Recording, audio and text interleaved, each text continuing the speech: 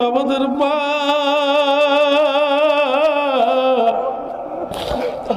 আমাদের বাবা আমাদের আপনজন তোমার অলির বিশ্ব নিবাসের সময় কবর থেকে ডাক দিয়ে বলেছিল বাবা রে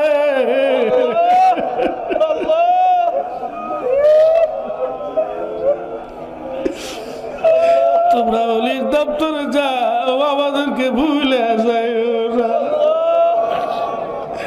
এলাহি তুমি তাকে দেখো লক্ষ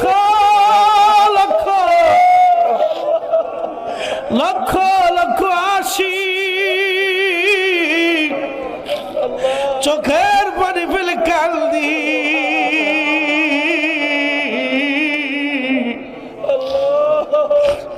তোমার কি দয়া লাগে